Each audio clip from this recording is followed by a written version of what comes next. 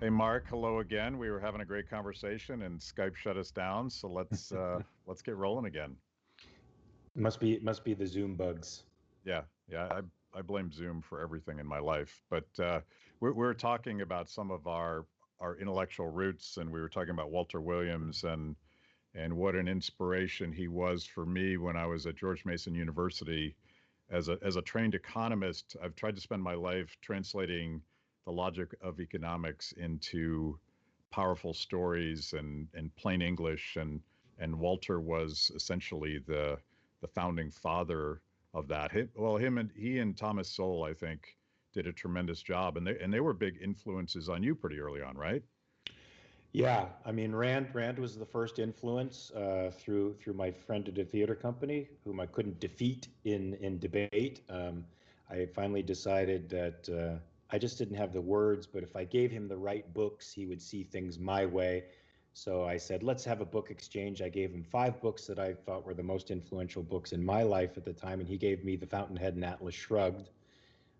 My books, I don't think, had much of an impact on him, but certainly Atlas Shrugged and The Fountainhead uh, put me on a different track. And I feel like before I got to where I am today, which is a full-blown capitalist, I had to travel through some stages, and in those stages took me through a type of conservatism and exposed me to people like Walter Williams and Thomas Sowell. I don't know that I would call them conservatives, but they're certainly embraced by the conservative movement.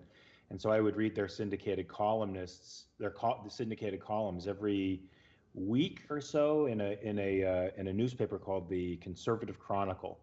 It just had some great thinkers editorials in there, and I would read those, and then I just started picking up their books, and they helped me along the way through that stage. It took me a couple of years to get out of that stage and into what I call more liberalism, more classical liberalism. Which book did you read first, The Fountainhead or Atlas? I read The Fountainhead first, and then Atlas Shrugged. So I don't know where you are in this, but I read them in that order as well. I actually discovered Ayn Rand reading the liner notes on a Rush album, 2112, Sure. dedicated to the genius of Ayn Rand. And I was 13, so I had no idea who it was. I thought it was a guy, and I was like, "Who's that dude?" But I found an old earmarked copy of Anthem at a garage sale, Wow. and that was my gateway, and I devoured it. As I recall, that book was so old that it had been published before Atlas Shrugged was published. So when it said in the inner liner notes what else she had written, it was We the Living and The Fountainhead. But ultimately, I was related more to The Fountainhead, as I'm kind of a right-brained kind of guy that really appreciated the story about artistic integrity. You're an actor. Your resume is way too long for me to tell people about, and I do want to get into some really important things like the Big Lebowski and Lost. But did you connect more with the Fountainhead than Atlas, or vice versa? Well, it's like you, I mean, as a aspiring artist, the Fountainhead, gave me a sort of a roadmap for ethics and for integrity, artistic integrity, and so I identified quite a bit more with actually both principal characters, with Keating, because I felt there were aspects of my character that were uh, sort of like that guy, and Rourke. I mean, look, I feel like we're born in a world of mixed premises, so I think we all have a little piece of all of those characters in us. But definitely, it gave me a goal, an artistic goal, to shoot for full integrity, and it let me know that the perfect man is possible, the perfect human being is possible. It's not what the culture tells us it is. It's just a person with unbreached integrity, and that's certainly within my power to attain that. I can't be Jesus. I can't cure blind people or cure sicknesses, but I can have perfect integrity if I choose.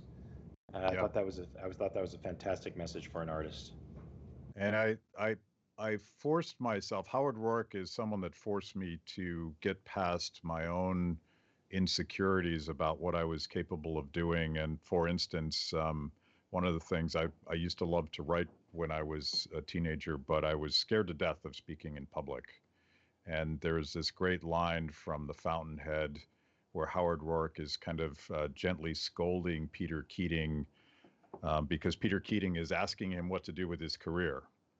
And Howard says back, how don't you know? How can you not know this is the most important decision you can make in your life? And at the time I didn't know. So I put it up there just to sort of goad me into trying to figure things out. And to me it's a process. Like the ideal person that you want to be is always a process of trying to achieve that goal, as opposed to something that you can sort of achieve when you're 30 years old and then just check that box and sit around. But to me, that's actually the primary thing.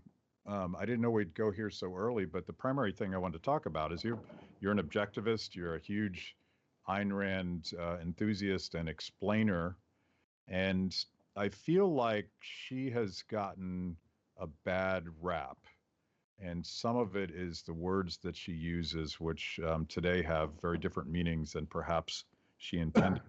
One of those words is selfishness, and I always parse that word. I would never use that word because I think it's got a lot of unfortunate baggage to it.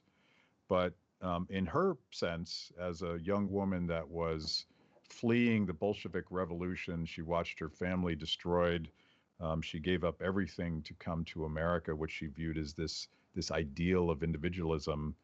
For her, selfishness was just defending yourself, and the idea that the individual person is worthy of defense is sort of the moral building block by which civil society functions. Um, how do you explain her her moral philosophy to people that haven't read the books or haven't sort of gone through the courses? Yeah, I mean, that selfishness in essence means you have a right to be the beneficiary of your own action. You have the right to the moral benefits of what you do. And you're right, selfishness has taken on certainly a different meaning over the years because our society is more or less monopolized by altruism. And so it views all moral concepts through the lens of altruism, including the idea of self-interest. And that's all selfishness is looking out for your own interests, which every living creature does. Human beings just do it in a particular way. And the way that human beings look out for their interests is by being rational, which which presumes or assumes in my interpretation a long-term vision of what you're trying to do with your life. And so there's no such thing as short-term gains or short-term interests or looking out for yourself to the exclusion of others, since all of those don't take in the long term, which is what a human being has to do. So I try to define, morality as essentially an individual approach to life. It's not necessarily connected to other people. It's about coming up with the types of values you need to live and thrive as an individual. And then there are certain applications with respect to that include and incorporate other people in your life. But you are always the primary value. So I was before the lockdowns. One of the last projects that I did with my wife Terry is we gave a series of lectures on Ayn Rand and what she means to us at something called the Prometheus Academy. I see that you had a conversation with Craig Biddle, who is one of the premier objectivists, in my opinion, in modern society, and our purpose was a little bit different. I'm not an objectivist philosopher, but I find her sense of individualism to be the core of what's missing in our modern conversation. And one of the things that one of the lectures we gave was I entitled it "The Moral Superiority of Romance." And and a big part of that, and obviously she was a romantic, and that was her artistic philosophy, and her books have good guys and bad guys, and the good guys struggle and strive and ultimately succeed at their goals. To me, that's the essence of what romance is. But one of the things that people overlook in her books, starting with Prometheus and Anthem, is the fact that these hardcore radical individualists, the guy that learned how to say I instead of we in that first novel, um, he set out to create a community. And at the end of the book, he has this dream of creating a community of like-minded individuals that want to cooperate and do something bigger together. And you forget about that part of Rand, that she was pro community in the most constructive way I would think about the word community. Oh, indeed. I mean, all of her characters, even in Atlas Shrugged, tremendously individualistic, but they form a community called Galt's Gulch, and Dagny herself um, wants love and wants connection, wants to be reflected, wants to see her values reflected in another person, almost as desperately as she wants to save the railroad, or I'd say maybe even more so. And that's what brings her and John Galt together. Spoiler alert for everybody, but that's what brings them together. So, I mean, for Rand, it would seem to me that the good life is one that has purpose and love in it. Those are the two most important values that I think anyone can pursue, and love clearly includes lots of other people, lots of potential other people. So, acting for your values includes love and includes a whole community of human beings. I can't imagine Dagny deserting John Galt when he needed her, right? Or even Right. dying for John, or even he dying for her, as he said he would. Yeah. Yeah. And that, the misunderstanding of that, and her understanding of romantic love as an exchange of values. There's a little bit of Jordan Peterson in there, in the sense that, before you can love somebody else, you got to get your own shit together, right? You Mm-hmm. have to respect yourself. You have to be worthy of being loved. And to me, like right now, I'm watching young people. We talk a lot about economic dignity in the context of so-called democratic socialism, a contradiction in terms, but people are looking for dignity right now. And I feel like this is one of the reasons why Jordan Peterson is so popular, because the all of his other messages aside, he's basically like, you got to get yourself together, because if you don't give a damn about yourself, nobody's going to do it for you. And he wouldn't attribute Rand to that idea, but that's where I got it from. Well, I also feel like that when dignity started entering the equation of rights and dignity as sort of married together, of course, the crass materialist socialists put that into materialist framework, which is dignity implies having enough material sustenance to carry on with your life.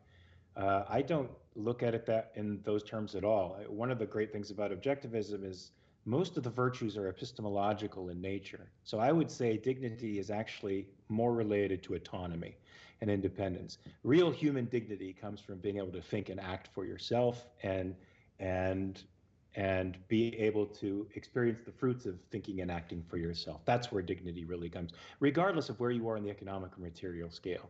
If you're not free and independent, you're not going to feel very good. You're not going to have much dignity. Yeah, and the idea that a piece of legislation or some third party endorsement that says you're a good person, it's so shallow. I feel like it may actually be pushing young people in the opposite direction, where they struggle with depression and dependency, and waiting for someone to tell them that they're okay. It's a very toxic ideology.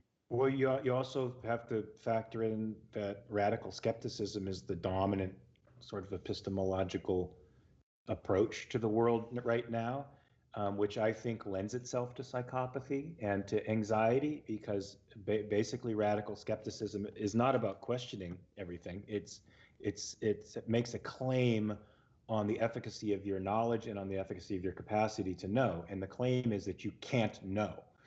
Now, you tell that to a kid enough, or you fill them enough, even with the mechanisms that radical skeptics use to try to undo knowledge, and you're creating a Frankenstein's monster of anxiety and angst and pain and in incapacity and low self-esteem that you try to make up with these what do they call them, attributions, or what do they call them, affirmations. But self-esteem is about your relationship to the world. It's not so much about what you tell yourself. That's part of it for sure, but the main of it is how you live and act in the world.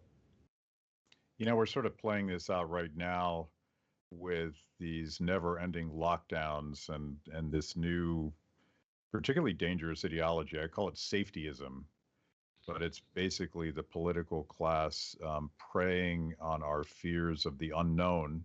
In this case, a virus, but they've tried this to stoke our fears with countless other issues, and it seems like they're trying to break particularly young people.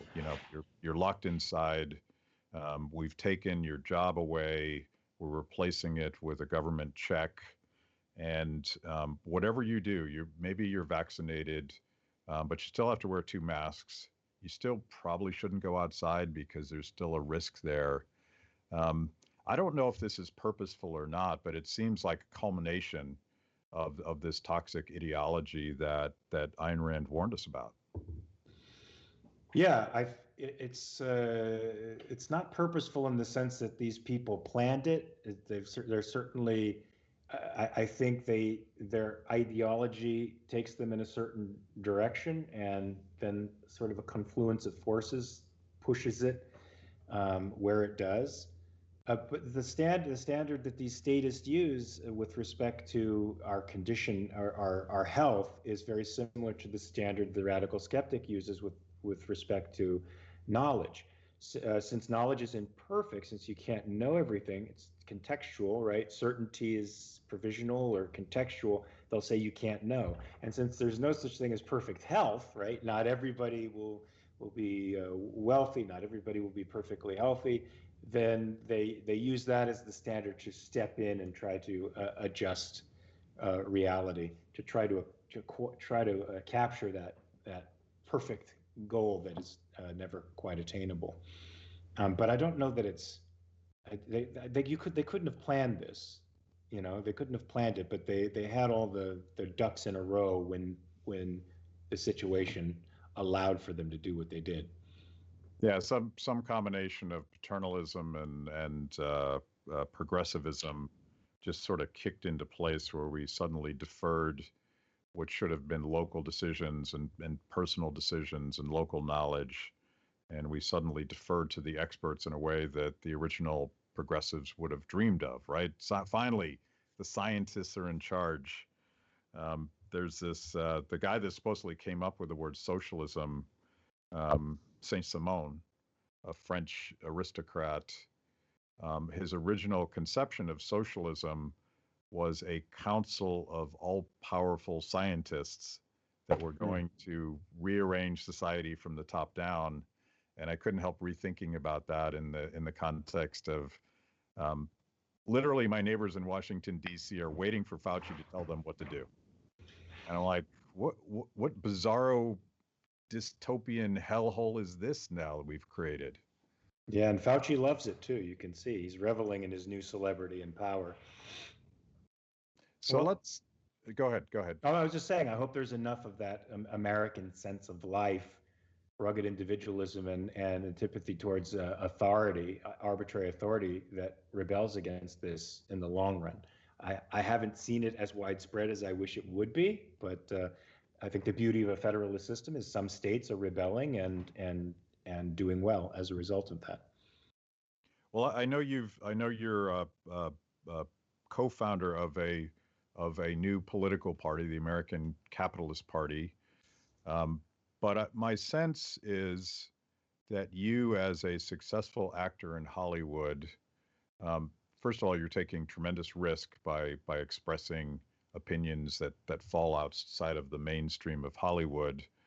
But you must also get inherently the idea that um, values and ideas ultimately come from culture and not politics. And you must have felt an obligation to speak up at some point. Why are you speaking up? Have you always been this opinionated, or is this a newish thing?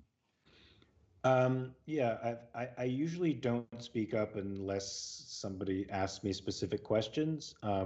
I've been very open when I'm on sets. If people want to talk to me about things, I never hide what I am. I did feel that once I got on social media, I think in 2013, over the year from 2013 to 14, I began to see a shift in the tenor of the conversation.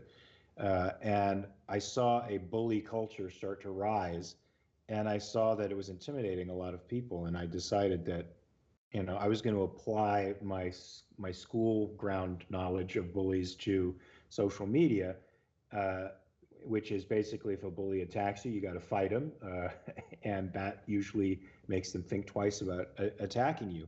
And the more you give in, the more passive you are, the more advantage they take of you. And so I started to resolve that I had to fight back. I think the first conflicts I started having with people were around Israel and Palestine, the conflict with Israel and Palestine. And I noticed a lot of lefties and intellectuals tending in a certain direction and being pretty abusive in the way that they attacked arguments. So I decided to stand up against them, and then it just bled over into pretty much every other facet of politics and philosophy that I aspire to. I feel like Hollywood was pro cancel culture before even it got to campus, but maybe that's just my personal experience. The first time I did Bill Maher's show, and at the time I was a one of those very evil Tea Party organizers. So I went on to be the whipping boy for the rest of the panel, and and I didn't spend much time in Hollywood, but afterwards there's a party where the guests and the crew and maybe some VIPs gather backstage, and there was this really fascinating phenomenon where my wife and I were kind of standing alone. Some people were offended by our existence, but once in a while, someone from the crew would come up, look around, and whisper, "Keep going. I love what you're doing." But they were scared to death. I had never seen something like that before. They were scared to death that they would be outed in this cultural bubble. And the irony of this story is that Bill Maher is now pushing against back against some of the most extreme wokeism in his audience and his community. But there was palpable fear that you could lose your job just by having a contrary opinion.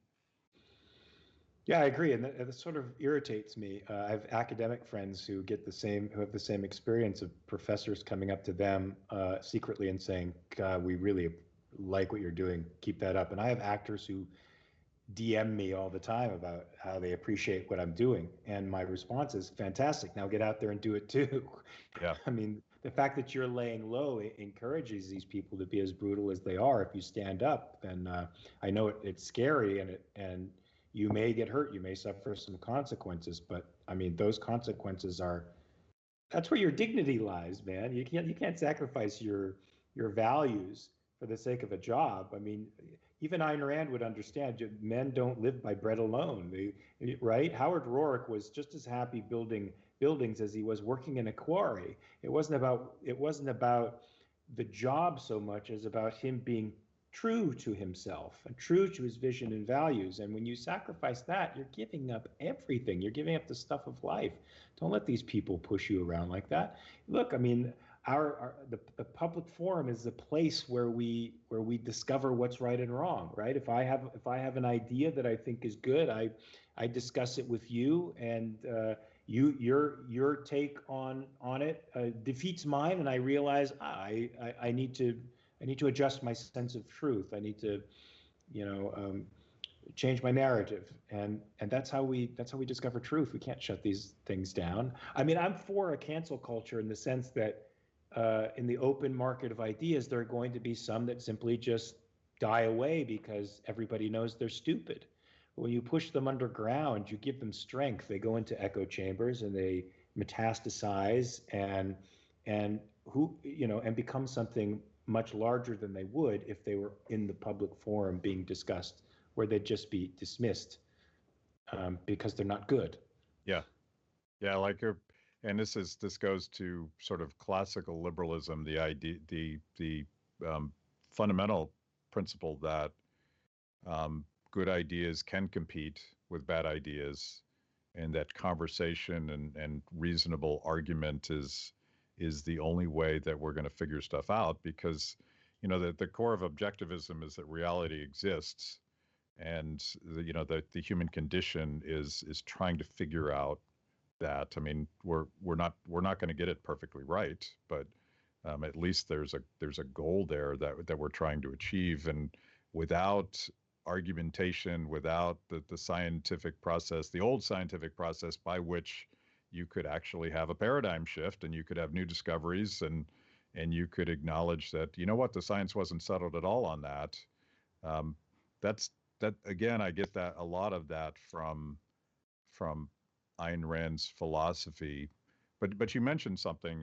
Howard Roark is sort of my spirit animal in a lot of ways, and one of the things he taught me to do when I was a young man was to learn how to say no.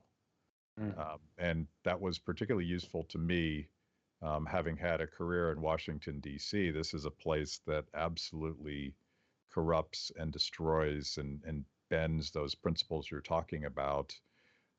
But having sort of watched him in a fictional way walk away from big opportunities, big financial opportunities were offered to him again and again and again. And like you said, he said, like, I'd rather break rocks than give up this value that is so essential to me. Um, Part of what we have to do in life is say no. Like, most of life is trying to figure out how to get to yes. But once in a while, you just got to walk away and say, nope, I'm not going to do that. Yep. True. The thing that's fascinating to me is the unwillingness of people to step up. And I guess I understand that, in the sense that quite typically a good idea is led by some sort of entrepreneurial act where someone sticks their neck out and speaks the truth and probably gets demonized for it. But do you see anyone else sort of growing a backbone in Hollywood that's like, okay, Mark's doing it. I feel a little bit safer sticking my neck out. Are they still hiding? Oh yeah, I don't know. Most people, I think, are not inclined to fight like this. And I'm okay with the division of labor. Some people just don't have the stomach for it. It takes a pretty intense stomach, because the people you're fighting against are not kind. They're not gentle. They're not rational. Many of them, and they also have very little in the way of conscience. They don't care about destroying you. So I get that somebody would stand down against something like that. I do think some folks are starting to, like Bill Maher, for example. I mean, the absurdity of the radical skeptics and the people who are advancing things like critical race theory, the logical conclusions of them are so awful, and they're just starting to percolate up now. They're just starting to make themselves known, and people are astounded by how ridiculously stupid those conclusions are. And they're starting to lose followers. I think people are starting to drop off. So I think, look, the beauty of this is sort of like the Jacobins, in France. They're this rabidly passionate group of ideologues. They come out strong at first, but they wind up cannibalizing each other and end up, the premises that they hold are so disorganized in the case of, these new theorists, that they can't help but disintegrating and falling apart at some point. The sooner the better, because they damage us less that way. But I think they have reality against them, and people are starting to see that. And not so many folks in Hollywood. Hollywood's still riding the tide, I think, in general. They're afraid. They're afraid in part because a lot of the things the people who hold these ideas say about them are true. Hollywood is misogynistic. Hollywood is chauvinistic. Hollywood is short-sighted. Hollywood is exploitative. So their feet are being held to the fire in a way that in some respects isn't false. Yeah. So you were born in LA, but why did you decide to get into acting? You know, I dropped out of college to be with this crazy girl, and I was just working a job at a gas station and didn't really know what I wanted to do with my life at, 19, 20 years old. And I saw an advertisement for a modeling agency that was giving away classes for free. So I took that, and then I took some commercial classes for free. Price was great. And that guy thought I had talent, set me up with an agent, and that agent set me up with a school. I didn't know that I wanted to do any of that. I had no particular inclination to do that growing up. But the school introduced me to the art of acting, and I became addicted to the art of acting then, um, and just focused entirely on getting good at my calling. I discovered that was my calling. Now, carrying my knowledge over from the class to the actual world has been, an ongoing learning experience. That's for sure. Yeah, I think you told Michael Malice that there's a fundamental difference between the art of acting and the business of getting acting gigs. And that you could be the best actor in the world, but if you aren't doggedly persistent in the pursuit of your career, you're going to fail, and you're going to end up driving a cab. It's a brutal industry, right? Very few people make it. I mean, it takes a lot of endurance for sure, and it takes a thick skin on a certain level, and you have to realize that. I mean, of course, great talent. I mean, amazing talent can break all of these stereotypes that I'm throwing out there. But when you're going into a room with producers who are doing a show, they're not just looking at you for your acting capability in the scene. They're asking themselves, do I want to spend the next 6 years of my life with this human being? And so you have to make adjustments to this reality that, these people want to know that they can live with you, and which is essentially what they're doing, become your family for the next 6 years. And that requires, you to be a little bit more social and personable. I didn't understand that first. I would come in sometimes fully in character and, really is emotional and intense. And I remember getting feedback from this one little horror film called Popcorn. A friend of mine eventually did. Said, "Oh, yeah, he's the best. He's the best actor we've seen, but he's not going to get the part." Now, it could have been because I was just, they might have thought, "Wow, this guy's difficult," or they might not have known how to take me. But I realized literally like a decade or 11 years ago that I had to also treat this as a business, and I had to let people know that I was actually a pretty good human being to work with, and I liked collaborating. And I thought, 10 minds on something is certainly better than one. So I wasn't going to make their production worse. I would make it better. And that was an adjustment that really helped my life quite a bit, to be honest with you. Right. That makes a lot of sense, and it gets to um, the human side of individualism. How you treat other people is a reflection on whether or not you respect yourself, I suppose. Yeah, for sure. I mean, it's certainly not exclusive. I mean, the beauty of objectivist morality is that it's a code for living a thriving life, and it's individual. You can be moral on a desert island, um, it, and that the values or the virtues of living an individually good life help you to live a perfect life with other people as well. I mean, honesty and integrity are fantastic qualities to bring to a social compact with others. Productivity is a fantastic attribute to bring to a social compact with others. Yeah. And I could go down the list of objectivist virtues, and they're all great for engaging with others in a peaceful, harmonious way. There's one of my objectivist friends likes to, and it's kind of a gotcha question that's obvious once you hear the answer, but he's like, what's the best way to protect you and your family from harm and violence um, imposed by somebody else? And the typical libertarian answer would be get a bunch of guns and prepare for war. But his answer, which is obvious, is live in a community where people share those same values of respect for individual life and property. And it gets back to the sort of the culture thing. Like that's our project, is to get all Americans to sort of buy into these very, like, these are basically the values that your mom taught you, right? Um, but to me, that's the project. It's not really politics, because politics is downstream of all that, and ultimately we get there that way. I want to ask you about one of my favorite films ever. I'd like to say it's an objectivist film. I'm not sure it is, but The Big Lebowski. How did you find the Coen brothers? Because and did you know at the time that this would become a culty thing, or was it just a bizarre movie that you were in? Yeah, at the time they had just done Fargo, which was I loved that movie. And when I read the script for Big Lebowski, I actually thought, well, this is pretty funny, but is it as good as Fargo? I don't know. I didn't see it at the moment.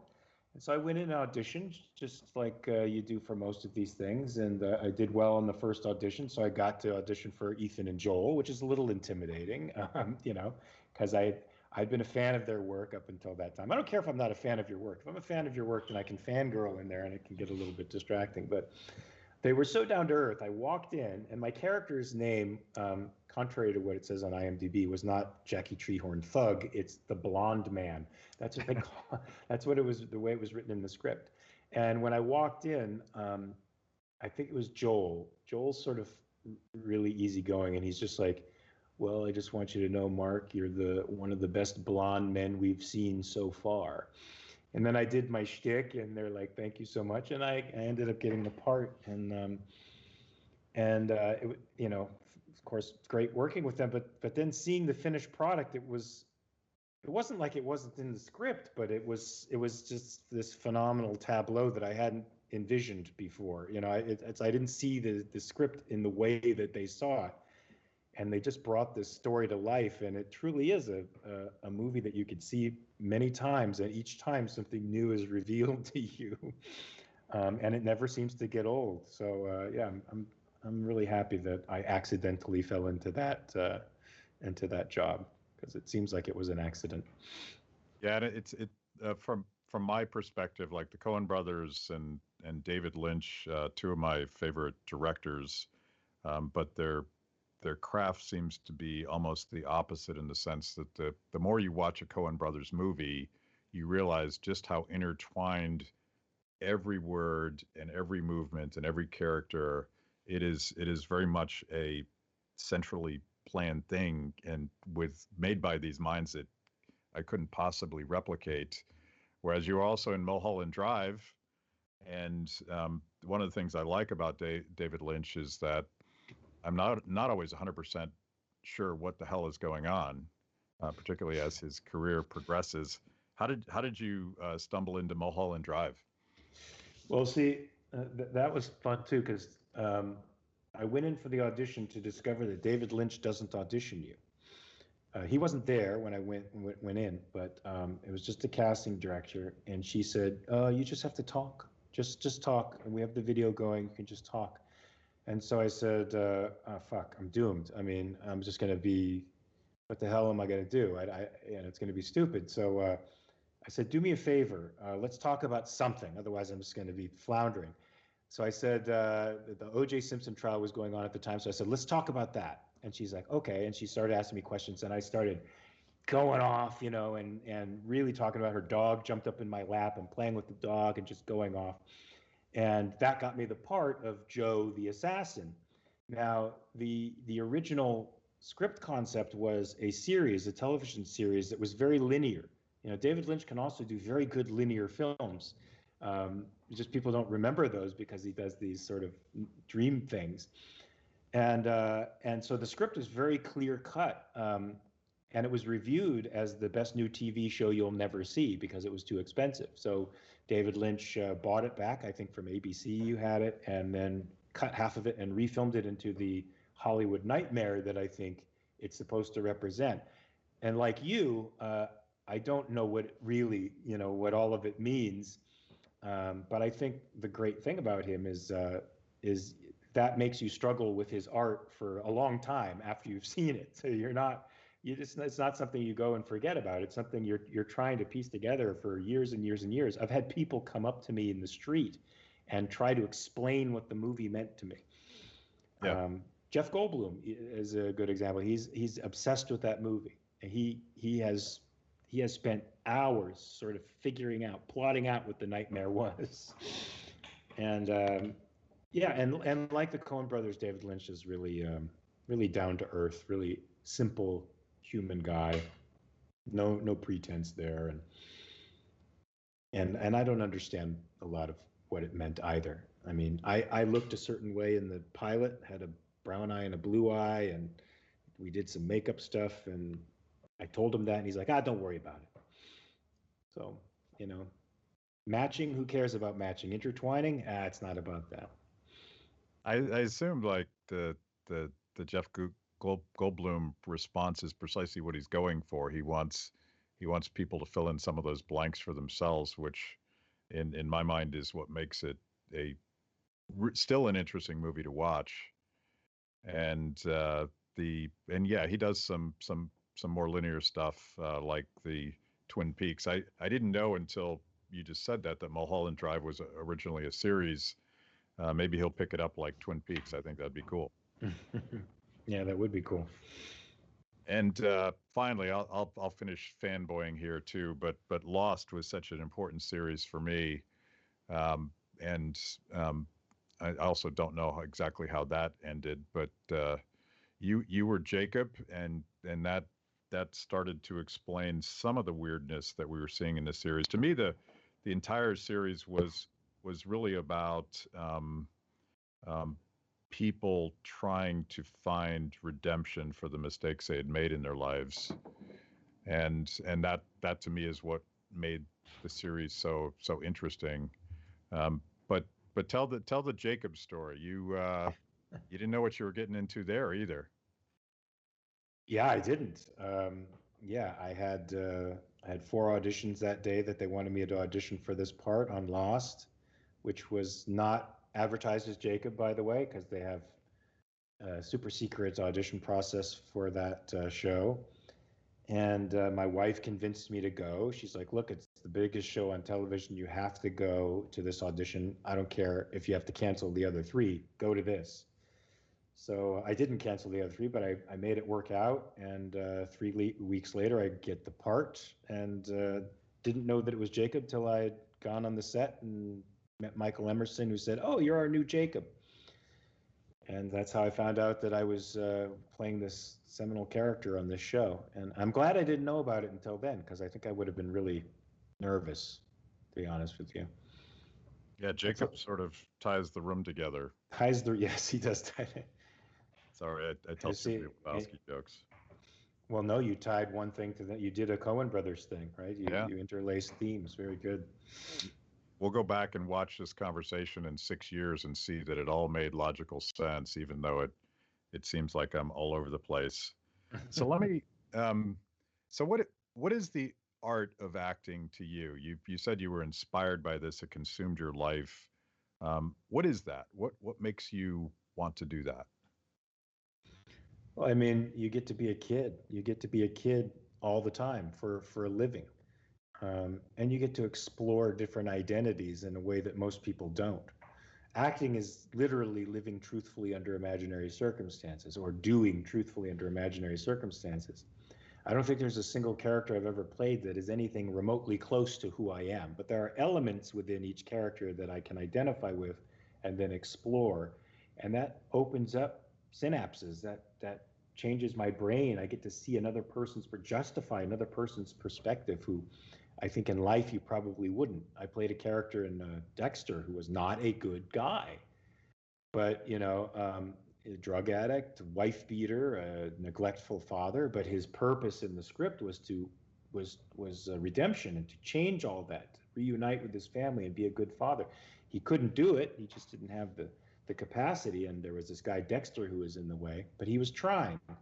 And I got to see things from that perspective, from his perspective, which I think opens up your experience in life. It makes you understand a little bit more the human condition. I think by playing outsiders on the fringe like that for a long time, I've come to understand my stepfather more than I did when he was in my life. And that's helped me to reconcile, broken parts of myself, because I see something from his perspective in a way that I couldn't without acting. Yeah, that's powerful, and it it it reminds me of a question I wasn't thinking about asking, but one of the things that I've tried to do, particularly in the last 5 years, as I've gotten into communication and storytelling and trying to connect people with people that didn't read all these same books that you and I are talking about. And that's kind of listening with empathy, trying to put yourself in their shoes and trying to understand what they're saying when they say something like democratic socialism or when AOC talks about economic dignity. Um, I have a visceral reaction against those words, but I'm also like, what is she thinking when she says that? And you discover just um, how different words have different meanings, and maybe there's a common humanity in what we're trying to achieve, but they're using words differently than you and I would. Yeah, I think that's true for most people. I'm not sure about for an OAC or AOC. OAC is the Objectivist Academic Center.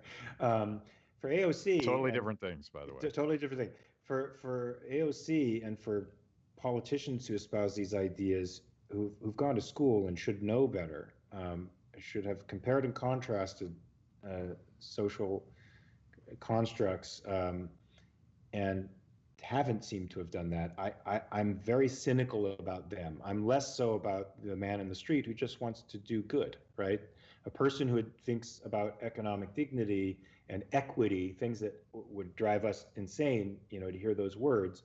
One, because we know how impossible it is, and two, we know that the only way to attempt to achieve it is to harm other people to do it, and for them to be blind to that is understandable, because they think they're acting for the good and they have sort of a Rawlsian perspective of what that means, and they don't understand the consequences of that. But I don't forgive politicians and pundits who do it. I'll forgive everybody else, but not someone like her, because she's wielding power and she's trying to use her power to effectively give herself more of it. And the person in the street just wants people to be happy. And so you're right. Coming at the person from that perspective makes a conversation happen, for sure. Right. Yeah. It won't happen ordinarily. And when I think about engaging her or some of my other progressive friends or even some of my conservative friends, um, I'm thinking about our shared audience more than I am trying to persuade. I'm 56 years old, and sort of I'm open to new ideas, but I have a pretty specific framework and how I filter the world and understand reality. So it's probably going to be a hard project to convince me to become a socialist.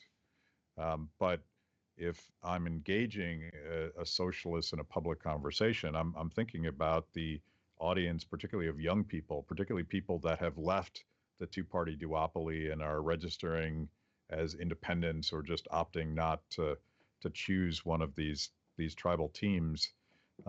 That's our audience. Like that's who we should be speaking to, and a lot of them would have very different views than me, but I suspect some of the same values if you sort of weed away the baggage and the rubble, um, which kind of gets back to how I started this story. You're an actor in Hollywood who has been very successful. Your resume of character acting is truly massive. You must just work like a dog to get those gigs. But How, um, and I mentioned the party that you co-founded, but how do you think we reach young people? What's the strategy? What's the goal? Yeah, well, I think we just have to make self-interest appealing to them, because right now the romantic vision, which I don't mean romance in the way that Rand meant it, but in sort of the Byronic sense, that Marxist sense, which I think is a romantic vision, has a great deal of appeal to youngsters. They like the idea of solidarity, of moving towards a goal, of this feeling of community, and to give them that same sense of belonging and working for something large, maybe I hate to use this language, but bigger than themselves, Yeah. I think, and then marry that to the concept of individualism and what I consider to be real liberalism. um, I think that's the way you get to them. You have to give them a moral imperative, which socialism gives them. Individualism doesn't give them the moral imperative. It's there, for sure, but it's there as a contrast to socialism, which sort of that moral imperative has dominated our culture for thousands of years. So messaging messaging is going to be very important if you want to beat a dominant cultural idea that's been around for 2,000 years and has just gotten more sophisticated over time, in its evasions, I think, in its evasions. Yeah. So give them a moral imperative. Let them know why this is a moral imperative. Let them know why what's good for you is good for me when we're talking about certain concepts.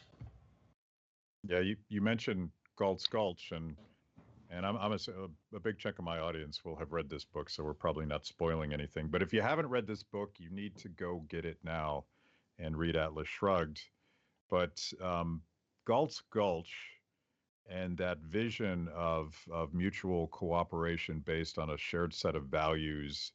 And I'm not afraid of using the phrase. I understand the hesitation, but bigger than yourself. That's sort of the Austrian understanding of what free market capitalism produces. It's together we could do something so much bigger than any one of us could have done, but it has to be based on mutual respect and voluntary cooperation.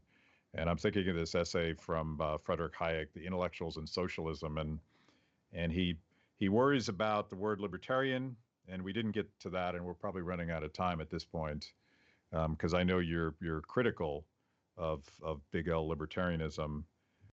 But he says that the one reason that the socialists, and this he's writing in 1949, the one reason that the socialists are more successful than we are is that they lay out that big, bold, utopian vision of what the future could be. And I think that idea of individual ownership and the responsibility that comes with ownership and the potential of what we could do together to make for a more peaceful and prosperous and most importantly meaningful society. That's the big idea. That's the only alternative to this collectivist nightmare. And I'm ecumenical about the various philosophies that might get us to that big idea, but ultimately the building block is the individual. Indeed, indeed, it's the fountainhead. Yes.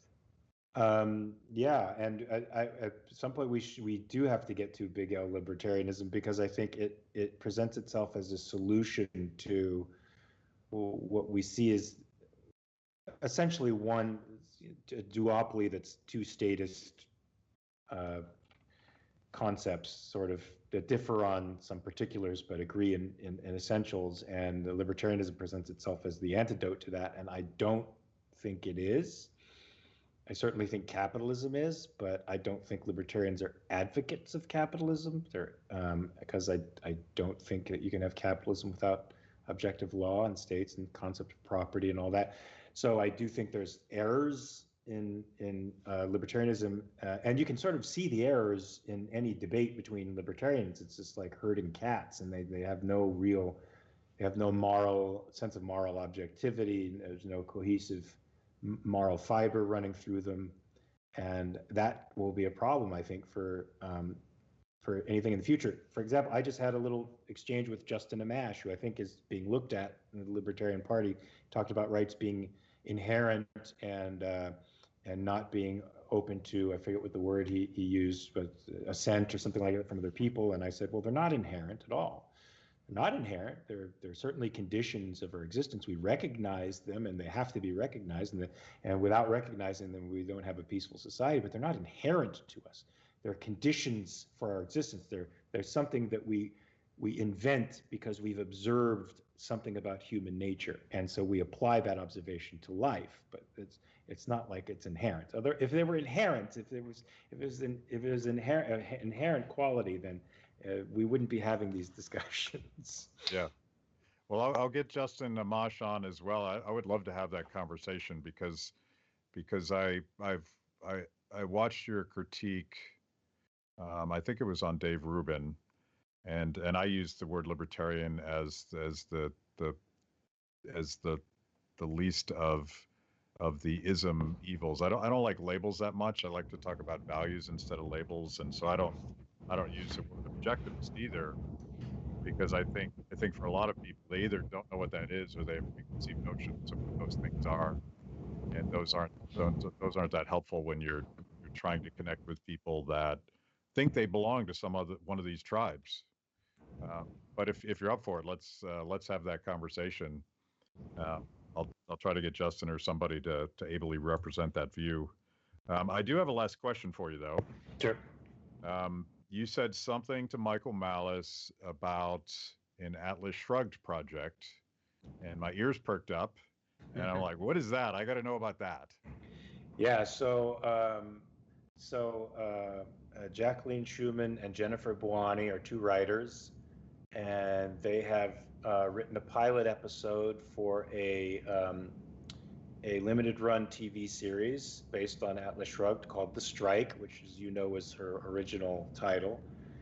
It is the philosophy is totally intact, but the world is reimagined and the characters are reimagined in, I think, profoundly effective ways. It's also funny in spots, beautiful, poignant. And I'm not saying this as an objectivist. When I read it deliberately as somebody on the outside. What would somebody on the outside think of this? And it is extremely effective because you're getting a great story and you don't know you're getting philosophy in the meantime. And they've written a show Bible. The first season is already done. They're almost through the second season as well. It's going to be 3 seasons long. And right now we're shopping it around. We have a shopping agreement with the man who has the rights to any screen versions of it. And we've got some time, and we've been shopping around to showrunners, and they just got a manager, so they're going to be shopping around to producers. We've been in discussions with a lot of people, so I would like to see this. I would like to see this come to pass. It couldn't be any more timely. Let's put it that way. And I think it would actually, the way the characters are drawn and the nature of the story, I think kills about 100,000 Ayn Rand straw men right off the bat. Nice. Yeah. I always figured it would be much better done as a series than a movie, because it's a big story. It's a big story. It's a big story, and these girls have done an amazing job at reimagining it. I think it's the only way to go, to be honest with you. So I mean, this is something they've been trying to put up for 50 years. I mean, I just watched the debate between Peikoff and some socialists in Canada at the University of Toronto in 1984. And he said that he was working on the story, the series in 1984. Yeah. I'll end with a confession. I actually, without hesitation, joined the Screen Actors Guild because I had a 3-word spoken part in one of the Atlas Shrugged in the movie series, and I was the Tea Party rabble-rouser. And I've spent my entire life not joining a union, but I'm like, to be an Atlas, I'm doing it. I just threw aside all of my principles for that moment.